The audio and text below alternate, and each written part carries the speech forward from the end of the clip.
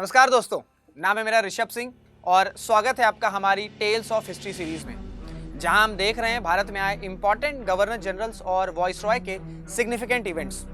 और आज हम समझेंगे पूरी कहानी लॉर्ड विलियम बेंटिक की। विलियम बेंटिक, इनका टेन्योर था साल 1828 से 1835 तक और इनके टेन्योर के कुछ सिग्निफिकेंट इवेंट्स ये हैं।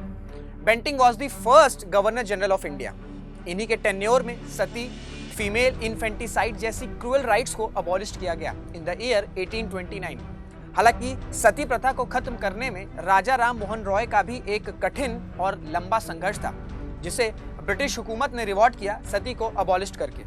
महलवारी सिस्टम, इसको इंट्रोड्यूस किया गया था हॉल्ट मैकेंजी के द्वारा इन द ईयर 1822, लेकिन इसको फिर रिव्यू किया गया था under Bentinck in the year 1833 and then it introduced in central India, Punjab and western UP. तो अब देखते हैं महलवारी सिस्टम है क्या। इसमें लैंड्स को डिवाइड कर दिया गया था महल्स में, और ये महल्स कॉन्स्टिट्यूट करते थे एक पूरा गांव या कभी कभी एक से भी ज्यादा गांव को। इस सिस्टम में जो लैंड की ओनरशिप थी वो पेजेंट्स को दे दी गई थी और टैक्सेस फार्मर से ब्रिटिश सरकार के बिहाफ पे विलेज लीडर्स यानी कि गांव के मुखिया लिया करते थे। इस सिस्टम में सॉइल क्लासेस के हिसाब से एवरेज रेंट लिया जाते था।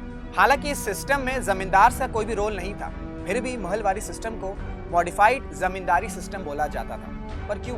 हुआ ये कि जो विलेज के लीडर्स थे जिनको टैक्सेस लेने की जिम्मेदारी दी गई थी, वही जमींदार की तरह एक्ट करने लगे थे और इन्हीं सब वजहों से महलवारी सिस्टम भी कुछ ज्यादा सक्सेसफुल नहीं रहा था।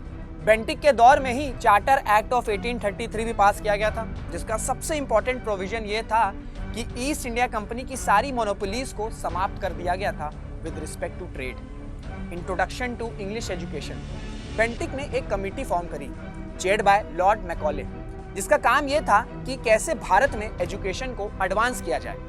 इसका रोड मैप तैयार करने की जिम्मेदारी इस कमेटी को दी गई। इस कमेटी ने रिपोर्ट पे यह बताया कि यूरोपियन लिटरेचर का प्रमोशन करना चाहिए along with science to the people of India, और वो भी अंग्रेजी माध्यम में। और विलियम बेंटिक ने इस सभी रिकमेंडेशंस को एक्सेप्ट कर लिया।